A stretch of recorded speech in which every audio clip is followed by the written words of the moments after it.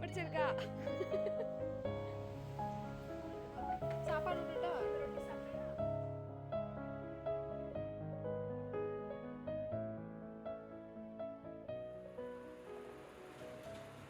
Hi friends, எல்லோருக்கும் வணக்கம். Welcome back to our channel. Hope எல்லோரும் ஹெல்த்தியாக சந்தோஷமாக இருப்பீங்கன்னு நினைக்கிறேன். நாங்கள் எல்லாருமே சூப்பராக இருக்கோம்.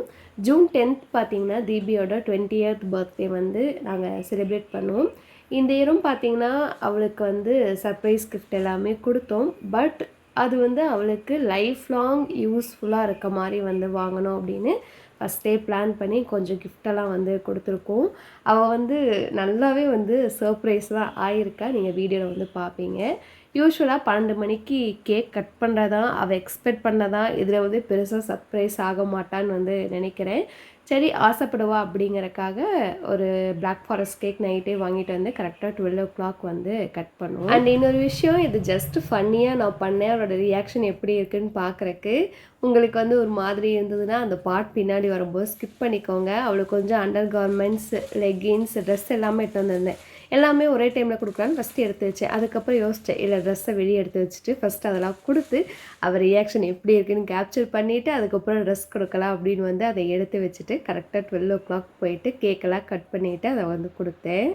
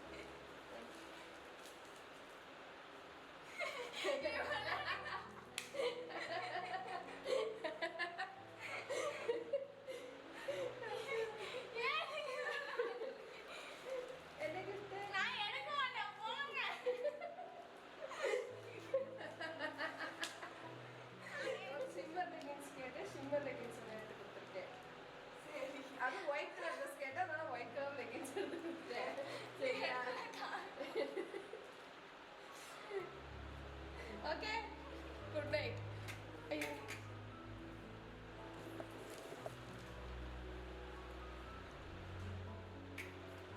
Happy birthday.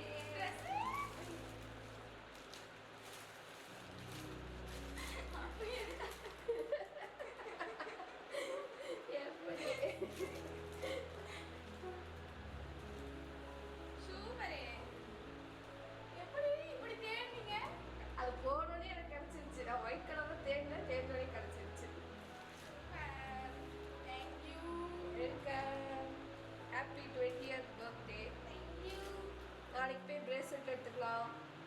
அப்புறம் போயிட்டு அது என்ன மூச்சிக்கு என்னமோ கேட்டேன், அது பேர் என்ன, க்ளீனப் பண்ணிக்கலாம். அதெல்லாம் நாளைக்கு நேரில் போய் பண்ணிக்கலாம். Okay, do you like the dress? அதுக்கு முன்னாடி கொடுத்தது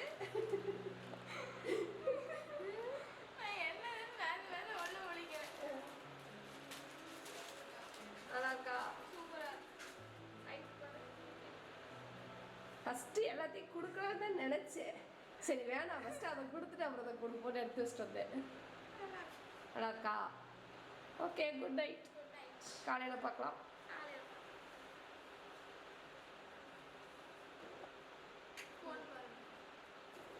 அவன் 6 மணி நேரம் தான் விட்டுருப்பான், வேற என்ன பண்ணியிருப்பான்.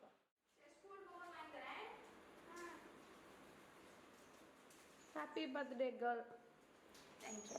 கிஃப்ட் பிடிச்சதா?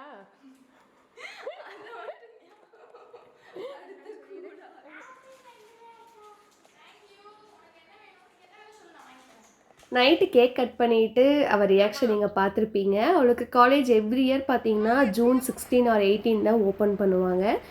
ஒரு வருஷம் கூட ஃப்ரெண்ட்ஸோட காலேஜில் செலிப்ரேட் பண்ணதே இல்லை. நாம் ஃப்ரெண்ட்ஸோடு இருந்தால் என்ன பண்ணுவோம், இந்த மாதிரி தான் ஏதாவது வந்து ரகலை பண்ணிவிட்டு அந்த டேவே வந்து ஒரு மெமரபுளாக இருக்கும். சரி, அந்த மாதிரி ஏதாவது பண்ணுவோம். ஒரு சின்ன விஷயம் எல்லாத்தையும் ஒட்டுக்கா கொண்டு போய் இதான் கிஃப்ட் அப்படின்னு வந்து கொடுக்காம ஃபஸ்ட்டு வந்து ஓப்பன் பண்ணி பார்த்து அவர் ரியாக்ஷன்லாம் பார்த்துட்டு அப்புறம் ஃபைனலாக வந்து அந்த கிஃப்ட்டை கொடுக்கும்போது அதை இப்போ நினச்சாலும் வந்து சிரிக்கிறா. அது போதும் வந்து எங்களுக்கு. காலையில் கோவிலுக்கெலாம் போயிட்டு அவங்க அம்மாயி தாத்தாட்ட பிளெஸ்ஸிங்ஸ்லாம் வாங்கிட்டு ஒரு 12 மணி போல் பார்லர் கூட்டிகிட்டு போயிருந்தேன். அவள் நல்லா வளர்ந்துட்டா. அவளுக்கு தேவை என்ன அப்படிங்கிறது அவளுக்கு வந்து தெரியும். அதனால் அவளுக்கு என்னென்ன வேணுமோ அதை கேட்டு அவளோட ஸ்பெஷல் டேயில் வந்து நாங்கள் பண்ணி கொடுத்தோம். சின்ன பொண்ணு இல்லையில, நம்ம சர்ப்ரைஸ் கிஃப்ட் மட்டும் கொடுத்துட்டு மற்ற கேக் கட் பண்ணிவிட்டு அப்படியே விடுறக்கு அவளுக்கு என்ன தேவையோ அதை வந்து கேட்டு பண்ணி கொடுக்கறது எங்களுக்கு ரொம்ப ஹாப்பியாக இருந்தது.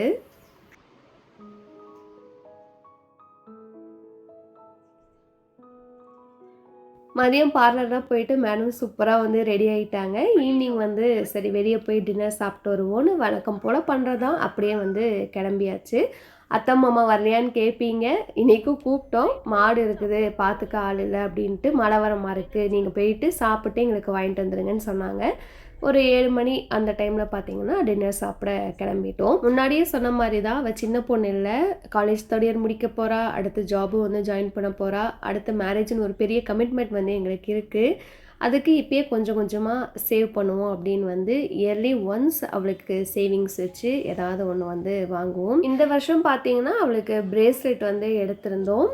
இதை வந்து பர்த்டே கிஃப்ட்டுன்னு கூட சொல்ல முடியாது, என்னைக்காவது ஒரு நாள் போய் எடுக்கிற விஷயந்தான். சரி, அவளோட ஸ்பெஷல் டேயில் அவளுக்கு பிடிச்ச மாதிரி அவள் எடுத்துக்கிட்டோம் அப்படின்னு வந்து கூட்டிகிட்டு போயிட்டு வாங்கியிருந்தோம்.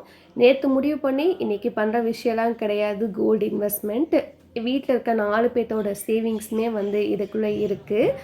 நிறைய பேருக்கு இது எப்படி கன்வே ஆகுதுன்னு எனக்கு தெரியல. பட் நாங்கள் வந்து எங்களோட ஹார்ட் சோல் எல்லாமே போட்டு தான் ஒவ்வொன்றா அவளுக்கு பண்ணிகிட்ருக்கோம். அது வந்து அவளுக்குமே நல்லா புரியும், கடவுளுக்கும் நல்லா புரியும், நம்மளை புரிஞ்சிட்ருக்க எல்லாத்துக்குமே வந்து நல்லா புரியும். அப்படியே கோல்ட் பர்ச்சேஸ்லாம் முடிச்சுட்டு பக்கத்துலேயே பிரியாணி பேரடைஸ்ன்னு ஒரு ஹோட்டல் இருக்கும். யூஸ்வலாக நாங்கள் அங்கே தான் போவோம். ஏன்னா எங்களுக்கு அது ரொம்ப கம்ஃபர்டபுளாக ஃபீல் ஆகும். அதே மாதிரி ஃபுட்டும் நல்லாயிருக்கும். குழந்தைங்க சாப்பிட்டாலுமே வயிற்றுக்கு வந்து ஒத்துக்கும், எந்த பிரச்சனையும் இருக்காது. அதனால் அங்கே கூட்டிகிட்டு போயிட்டு டின்னர் வந்து சாப்பிட்டோம். பாஸ்ட் ஒரு 1 இயராக ஒரு மிக்ஸ்டு கமெண்ட்ஸ் வந்து நான் சோஷியல் மீடியாவில் வந்து என் மேலே பார்த்துட்ருக்கேன், தீபியை வந்து பேஸ் பண்ணி. நிறைய பேர் சொல்கிற மாதிரி சோஷியல் மீடியாவில் வந்து அதில் அக்செப்ட் பண்ணிக்கணும், இதெல்லாம் வந்து கடந்து தான் போகணும் அப்படின்னு சொல்லுவாங்க. எஸ், அதை நான் அக்செப்ட் பண்ணிக்கிறேன். பட் கிரிட்டிசிசம் அப்படிங்கிறது கன்ஸ்ட்ரக்டிவாக இருந்து அக்செப்ட் பண்ணிக்கலாம். காரணமே இல்லாமல் நம்மளை ரொம்ப மோசமாக பேசும்போது அது நம்மளுக்கு ரொம்ப டிப்ரெஸ்டாக நிறைய நாட்கள் அழுதுருக்கேன். ஒரு பர்டிகுலர் பீரியடில் தான் நான் என் ஹார்ட்லேருந்து பண்ணுறேன், அதை ரிசீவ் பண்ணுற ஆளுக்கும் அது புரியுது. அப்படிங்கும்போது நான் ஏன் வருத்தப்படணும் அப்படின்னு புரிஞ்சுட்டு அதை வந்து ஜஸ்ட் த்ரோ இட் அண்ட் கோ அப்படின்னு வந்து மூவ் ஆன் ஆக வந்து ஆரம்பித்தேன். இத்தனை நாள் நான் இதை வெளிப்படையாக சொன்னது கூட இல்லை எந்த வீடியோலையும். இன்றைக்கி ஷேர் பண்ணணும்னு தோணுச்சு. அதை விட பெரிய விஷயம் என்னன்னு பார்த்தீங்கன்னா உங்களோட கமெண்ட்ஸ் தான். ஒரு 10% தான் பேட் இருக்குமே தவிர 90% பாசிட்டிவான ஃபீட்பேக் தான் என் மேலே வந்து பார்த்துருக்கேன். ஸோ அதுக்கு வந்து நான் ஃபீலிங் ரொம்ப கிரேட்ஃபுல். அண்ட் தீபிக்கு அன்னைக்கும் இன்றைக்கும் எப்பயுமே நாங்கள் சொல்கிற விஷயம், நாங்கள் உன் கூட இருக்கோம், எந்த பயமும் இல்லாமல் அடுத்த ஸ்டெப் உன் வாழ்க்கையில் எடுத்து வச்சு சூப்பர் சக்ஸஸ்ஃபுல்லாக வரக்கு எங்களோட வாழ்த்துக்கள். Wish you a very happy 20th birthday பாப்பா. We are always with you.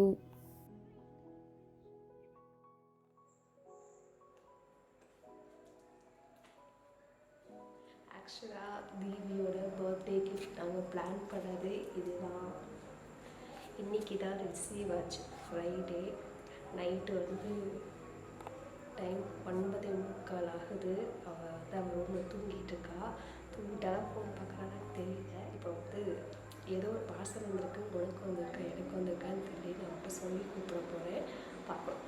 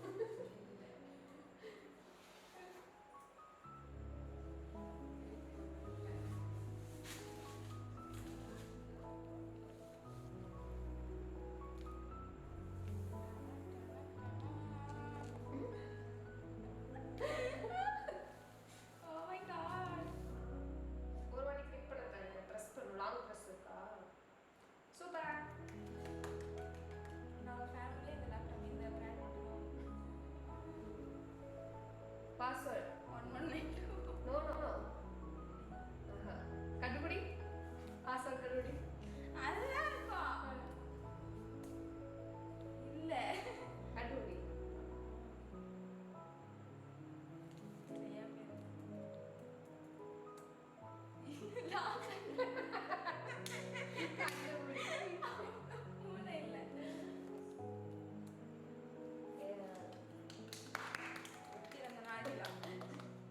ஆக்சுவலாக பர்த்டேக்கு நாங்கள் பிளான் பண்ணி ஆர்டர் போட்டது இதுதான். ஆனால் ரிசீவ் ஆகல.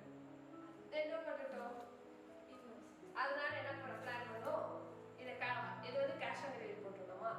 சரி இதை வந்து வந்தால் ரிட்டர்ன் போட்டு பூபாட்ட சொல்லி வாங்கிக்கலான்னு பிளான் பண்ணோம். அப்புறம் மாமா வந்துட்டு இல்லை இதுதான் ஸ்பெசிஃபிகேஷன் நல்லா இருக்குது, அமேசானில் ஒரே ஒரு பீஸ் தான் இருந்தாமா. அப்புறம் சரி போ பர்த்டே முடிச்சே கொடுத்துக்கலாம், அது நல்ல பீஸாக இருந்தது போகுது அப்படின்னு சொல்லிட்டு இப்போ கொடுத்துட்டு பர்த்டே அன்னைக்கு பிரேஸ்லெட் வாங்கி கொடுத்துட்டோம்.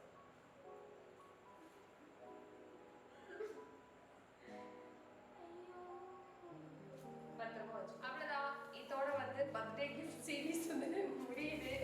இதுக்கப்புறம் எந்த கிஃப்ட் வந்து கிடையாது. இதுதான் ஆக்சுவலாக நாங்கள் பிளான் பண்ண கிஃப்ட். ஆனால் வந்து டிலே ஆனதுனால சரி பரவாயில்ல நல்ல பொருளாக ஆர்டர் போட்டுட்டோம் அப்படின்னு சொல்லிட்டு லேட்டாக வந்து கொடுக்குறோம். பர்த்டே அன்னைக்கு வேற கிஃப்ட் வந்து கொடுத்தாச்சு. ஹாப்பி ரொம்ப. ஓகே, நெக்ஸ்ட் வீக் இன்ட்ரெஸ்டிங்கான இன்னொரு வீடியோ வந்து பார்க்கலாம். தேங்க்ஸ் ஃபார் வாட்சிங். பை.